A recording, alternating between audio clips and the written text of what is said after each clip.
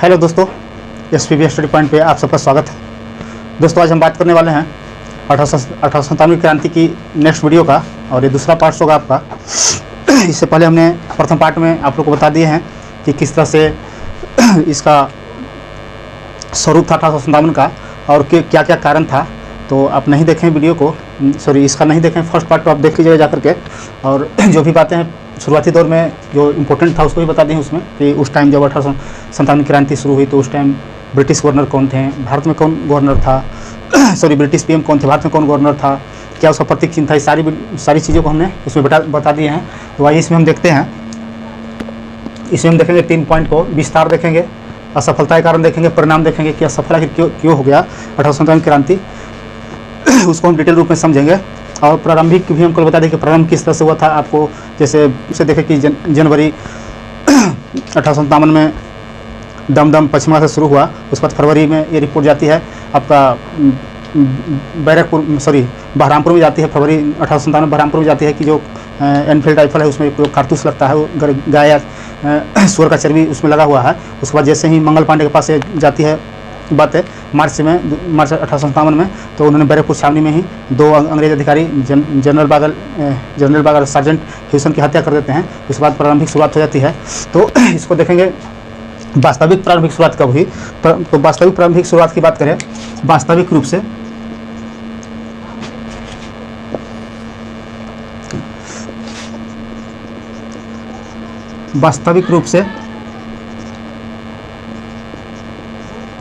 प्रारंभिक शुरुआत कहाँ से हुई, प्रारंभिक रूप से शुरुआत कहाँ से हुई वास्तविक रूप से। तो हम वास्तविक रूप में देख सकते हैं कि 10 मई 1857 को मेरठ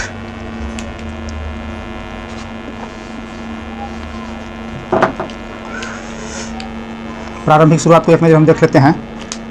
प्रारंभिक शुरुआत में 10 मई 1857 को मेरठ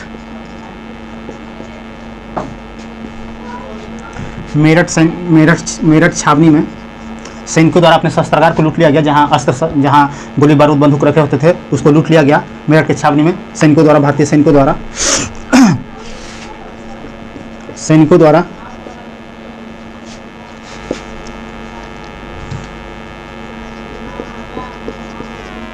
सैनिकों द्वारा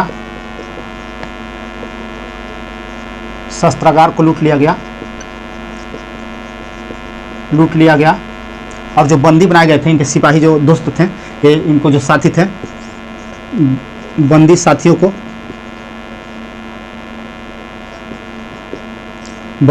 को छुड़ा लिए और लेकर अपने साथ चल दिए। तो इसी क्रम में आप 10 मई के देखें 1857 को मेरठ की छावनी में वास्तविक शुरुआत यहीं से होती है। तो प्रारंभिक आपका था कि जो दमदम, जो जनवरी 1857 में बातें फैली दमदम में, उसके बाद बहरामपुर आया, उसके बाद मंगल पांडे जो बैरकपुर छावनी हुआ, उसके बाद जो वास्तविक शुरुआत हुई थी, वास्तविक शुरुआत आपको यहाँ से हुई थी 10 मई 1857 को। तो कहीं क्वेश्चन फंसा दे कि वास्तविक शुरुआत 1857 क्रांति कहाँ से मानी जाती है या कब हुई थी। तो 10 मई 1857 को मेरठ की छावनी के सैनिकों द्वारा शुरू की थी और शस्त्रागार को लूट लिया गया था। उसके बाद अपने जो बंदी बनाए गए थे साथी, उनको भी छुड़ा लिया गया था। उसके बाद 11 मई 1857 को दिल्ली पहुंचते हैं और अगले दिन यानी कि 12 मई 1857 को यह दिल्ली पर अधिकार कर लेते हैं। और यहाँ के जो बुजुर्ग नेता थे उस टाइम मुगल शासक आपका जो अंतिम मुगल शासक साबित हुई इस क्रांति के बाद, तो मुगल शासक बहादुर शाह द्वितीय या जफर कह सकते हैं, बहादुर शाह जफर या द्वितीय, जो अंतिम मुगल सम्राट यहाँ साबित होंगे।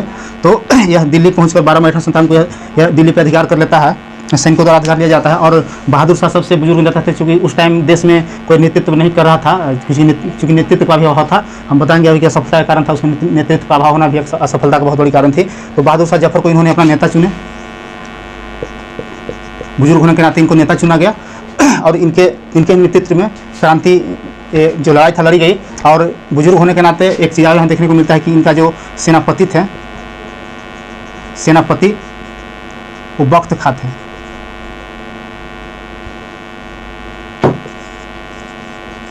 बख्त खां द्वारा क्रांति को नेतृत्व किया गया। तो ये बुजुर्ग थे इसलिए नेतृत्व नहीं किया, और इनका सेनापति बख्त खां थे। एक क्वेश्चन आता है कि किस मुगल शासक सेनापति ने 1809 क्रांति को अपने नेतृत्व किया था। तो बख्त खां नामक सेनापति थे, इन्होंने बहादुर शाह जफर की तरफ से क्रांति का नेतृत्व किया। तो ये आपको वास्तविक रूप से प्रारंभिक शुरुआत हम बता दें, वास्तविक कहाँ शुरुआत हुई थी। तो 10 मई 1857 को मेरठ के छावनी में सैनिकों द्वारा शस्त्रागार को लूटा गया और अपने बंदी साथियों को छुड़ाया गया। उसके बाद 11 मई 1857 को दिल्ली पहुंचे, और नेक्स्ट डे यानी कि 12 मई को 1857 को यह दिल्ली पर अधिकार करके और बहादुर शाह को अपना नेता माने। और बहादुर शाह के जो सेनापति थे बख्त खां, उन्होंने नेतृत्व किया आंदोलन को। तो अब इसका विस्तार हम लोग देखेंगे। तो विस्तार मुख्य रूप से आपका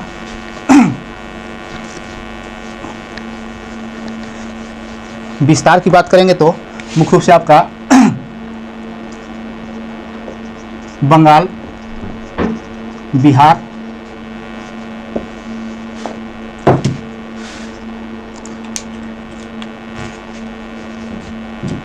विस्तार किन किन क्षेत्रों में था। तो बंगाल,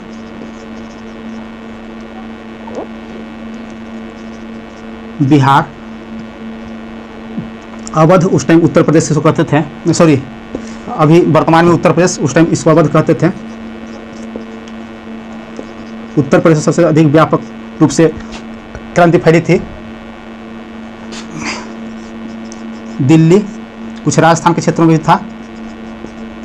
तो आप देख रहे हैं कि मोटा मोटी आपको उत्तर और उत्तर पूर्व भारत में फैली हुई थी, और कह सकते हैं कि एक असफल होने का कारण ये भी था कि सिर्फ उत्तर और उत्तर पूर्व भारत में ही फैला था। और एक बड़ी साम्राज्य जो जैसे महाराष्ट्र था, गुजरात था या दक्षिण भारत, ये सब इस आंदोलन से छूता था, इसीलिए असफल इसको माना गया था। तो इसको विस्तारित हम देख लें कि बंगाल, बिहार, उत्तर प्रदेश, दिल्ली, राजस्थान इत्यादि क्षेत्रों में इसका विस्तार हुआ था। और कौन कहाँ से नेतृत्व कर रहे थे, इसका एक हम नेक्स्ट सेपरेट वीडियो लाएंगे, क्योंकि इसमें पॉसिबल नहीं है, क्योंकि आधा घंटा से ज़्यादा वीडियो हो जाएगा तो फिर मज़ा नहीं आएगा, आप वो देख नहीं पाएंगे। तो इसको हम इतना ही रहने देते हैं विस्तार में। अब इसके बाद हम जब नेक्स्ट वीडियो लाएंगे तो बस मात्र 5 से 6 मिनट का वीडियो होगा, उसमें आपको बता देंगे कि कौन कहाँ से नेतृत्व कर रहे थे, और कौन किस व्यक्ति ने किसको हराया, और कौन सा सेनापति था, अंग्रेज सेनापति किसको कहाँ पराजित किया, और किस तरह से दिल्ली में हर्षा निकोलसन की मृत्यु होती है। तो इसको इतना ही तक रहने देते हैं। अब आइए असफलता के कारण समझते हैं। असफलता के कारण को हम कई बिंदु में देख सकते हैं। बस एक इसको समझ पे डिपेंड है, एक लॉजिक लगाया जाता है, आपको हो जाएगा कि असफल आखिर क्यों आदमी होता है। तो असफल तभी होता है ना जब कोई नेतृत्वकर्ता नहीं होता है, या कोई संगठन नहीं होता है, या फिर सुनियोजित कोई आपका सीमित संसाधन आप कह सकते हैं। सीमित संसाधन के पास पर्याप्त संसाधन नहीं था, सीमित क्षेत्र था जो व्यापक रूप से दक्षिण भारत के में इसका प्रभाव नहीं पड़ा था। भारतीयों का जैसे अपने लोग कुछ सहयोग नहीं करते हैं, तो भारतीयों का सहयोग का अभाव था इसमें। फिर आप देखते हैं कि एक उद्देश्य होना चाहिए, जैसे कोई भी काम कर रहे हैं तो उसमें उद्देश्य होना चाहिए। जैसे हम पढ़ ही रहे हैं तो किस लिए पढ़ रहे हैं, कि मेरा उद्देश्य कुछ होगा, या आप लोग भी पढ़ रहे हैं तो कुछ ना कुछ आप लोग का उद्देश्य होगा कि हाँ फलाने उद्देश्य प्राप्त करना है हमको। यहाँ उद्देश्य के अभाव था, चूँकि उद्देश्य का अभाव इसलिए था कि कोई सब अपने अपने स्वार्थ ले रहे थे, किसी को एक ठोस जो उद्देश्य था वो नहीं था। तो इसको हम देखते हैं।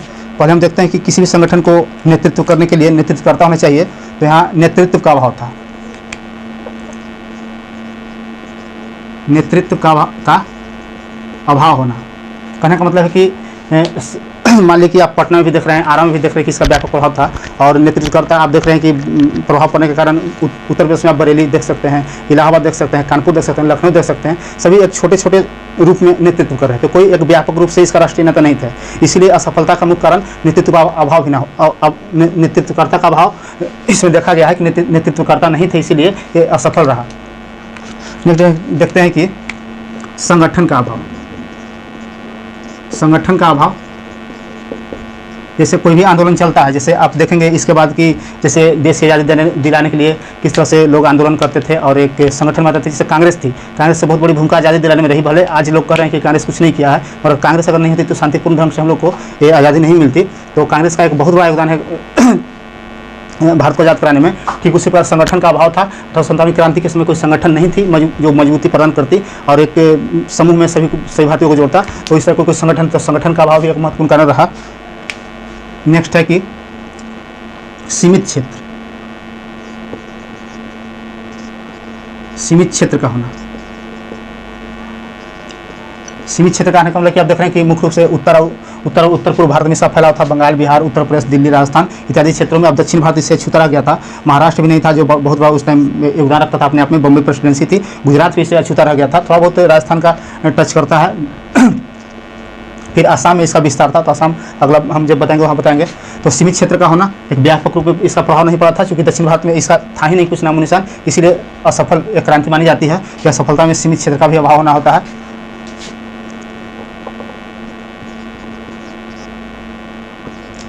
और देख सकते हैं सीमित संसाधन। सीमित संसाधन कहने का मतलब है कि जो हम लोग के पास हथियार था वो परंपरागत हथियार था। अंग्रेजों की तरह हम लोग के पास अत्याधुनिक हथियार नहीं थे कि उस टाइम हम उतना उसको सामना कर पाते, क्योंकि जो जमींदार थे वो अपनी सुरक्षा के लिए छोटा मोटा जो जनरली होता है हथियार रखते थे। कोई ऑटोमेटिक था नहीं और कोई मॉडर्न था नहीं, और जो भी था जो पारंपरिक था वही इनके पास हथियार था। तो एक ही फैक्टर है कि सीमित संसाधन था, संसाधन नहीं था उस टाइम उतना कि हमारे अंग्रेजों को उसके अत्याधुनिक हथियार के सामने उसको हम सामना कर सके। इसीलिए सीमित संसाधन होना। एक और बहुत बड़ा फैक्टर देखते हैं, भारतीयों के सहयोग का अभाव। भारतीयों के सहयोग का अभाव कहने का मतलब कि जो ऐसा नहीं कि सभी भारतीय सहयोग नहीं कर रहे थे। जैसे कुछ भारतीय थे, जैसे दक्षिण भारत के जो जमींदार थे, दक्षिण भारत के जमींदार, या आप मान सकते हैं कि बंगाल का जमींदार, या तो फिर आप देख सकते हैं कि शिक्षित वर्ग,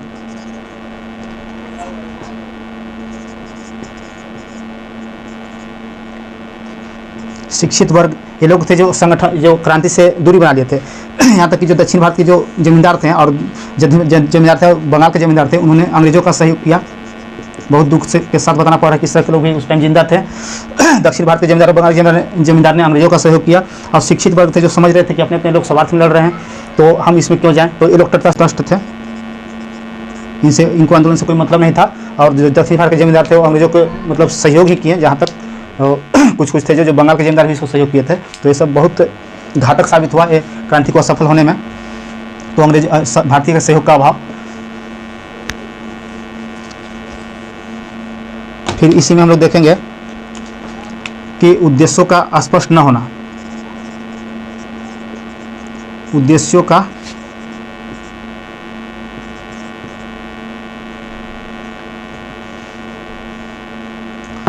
अभाव।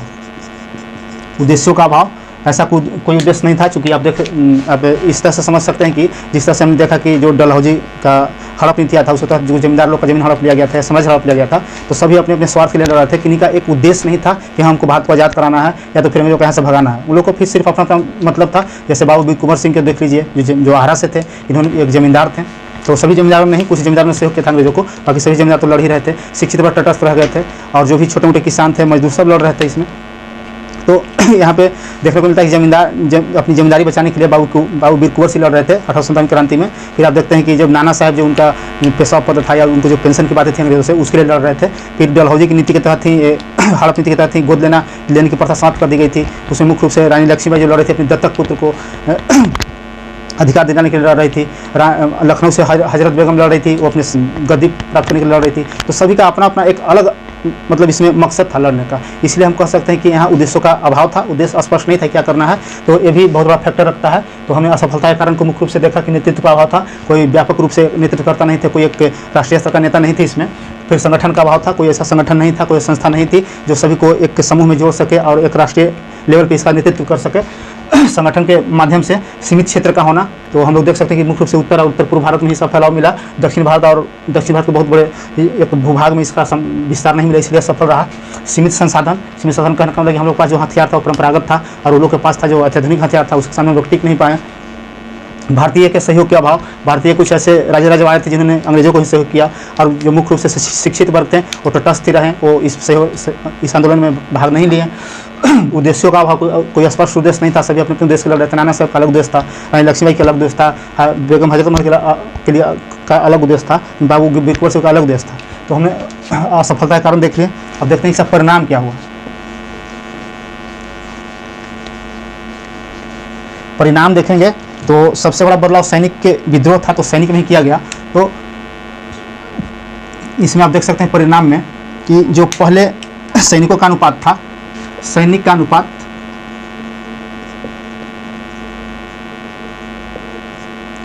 5:1 से घटाकर 2:1 कर दिया गया। पहले क्या था, क्रांति के पूर्व जो जैसे 5 इंडियन सिपाही रहते थे और एक अंग्रेज रहता था। अब इस आंदोलन के बाद 2 इंडियन सिपाही कर दिया और एक अंग्रेज कर दिया। और इसमें पील आयोग का गठन करके इस बदलाव किया गया। तो ये भी पूछता है पील आयोग की सिफारिश पर ही इसको अनुपात को घटाया गया था। 5:1 करके 1 से घटा करके 2:1 कर दिया गया। नेक्स्ट आप देख सकते हैं इसी में कि जो सिपाही था पहले मुख्य रूप से अवध से सबसे अधिक थे, तो अवध से न चुन करके सिपाहियों का चयन गोरखा और सिख बटालियन से किया गया। गोरखा एवं सिख सिपाहियों की सर्वाधिक नियुक्ति की गई।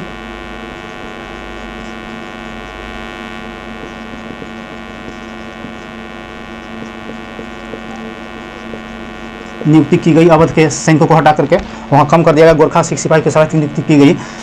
और इसी में एक बहुत बड़ा बदलाव देख सकते हैं कि आंदोलन से इतना बड़ा अंग्रेजों को धक्का लगा था कि सीधे कंपनी का शासन खत्म कर दिया। और ब्रिटिश क्राउन के हाथ में इसको शासन दे दिया। और जो ब्रिटिश क्राउन था, जो लंदन में बैठा था, वो उसके हाथों यहाँ सत्ता का संचालन करना शुरू कर देगा। पहले था कि यहाँ कंपनी रहेगा और कंपनी के द्वारा ही भारत में ब्रिटिश सत्ता का संचालन होगा। आंदोलन के बाद कंपनी का शासन समाप्त करके क्राउन के हाथ में दे दिया गया और क्राउन द्वारा ही वहाँ से सत्ता संचालित किया जाने लगा। तो आपको नवंबर 1858 से क्राउन के हाथों में ये चला गया। इसके बाद एक और बदलाव यहाँ देखने को मिलता है कि जो डलहौजी द्वारा जो हड़प नीति लाई गई थी,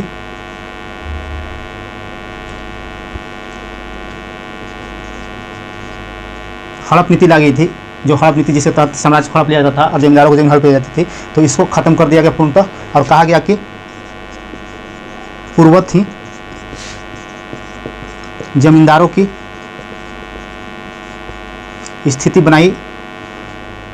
स्थिति होनी चाहिए, पूर्ववत ही जमींदारों की स्थिति बनी रहेगी। तो ये सब परिणाम हुआ था। इसके बाद जो एक सचिव पद का यही देख लेते हैं।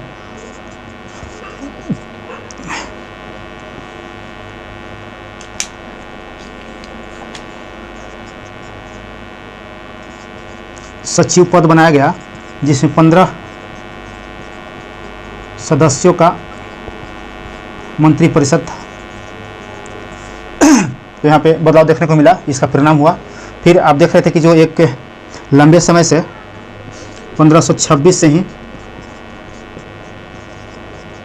मुगल साम्राज्य 26 से ही जो बाबर द्वारा स्थापित किया गया था मुगल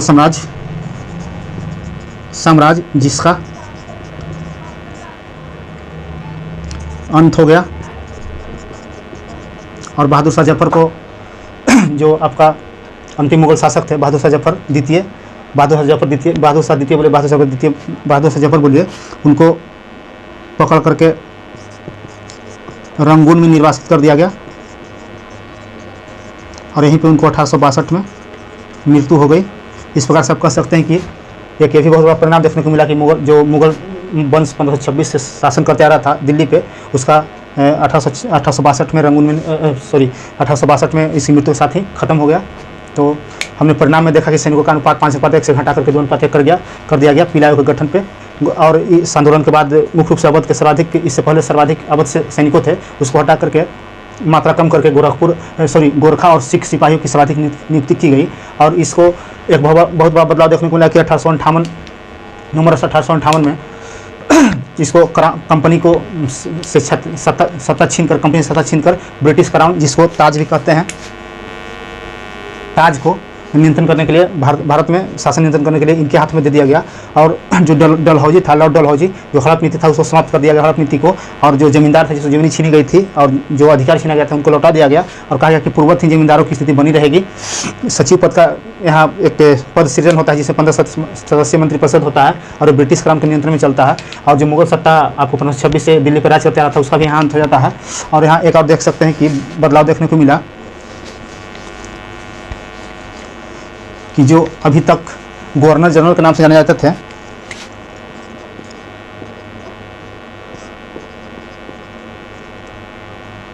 गवर्नर जनरल जो कैनिंग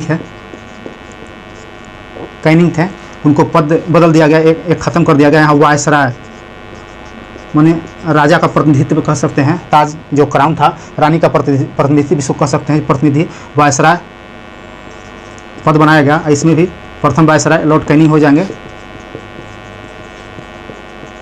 लॉर्ड कैनिंग ही प्रथम वायसराय हो जाएंगे। तो ये भी बहुत बड़ा बदलाव देखने को मिलता है कि गवर्नर जनरल की पद को खत्म करके वायसराय का पद सृजन किया गया। और वायसराय का मतलब होता है कि राजा या रानी का प्रतिनिधित्व करता। एक क्वेश्चन यहाँ से आता है कि जब आपातकालीन स्थिति आई थी तो इलाहाबाद में किसने रानी को पढ़ करके ये सुनाया था? तो यही कैनिंग ने ही अभिवादन पत्र पढ़ के सुनाया था। तो इस प्रकार से पार्ट टू में हम कुछ देखें और बस छोटा सा एक वीडियो और बनाएंगे 5 मिनट का, उसको जरूर देख लीजिएगा क्योंकि कौन कहाँ से नेतृत्व कर रहे थे इंपॉर्टेंट हो जाता है आप लोग के लिए।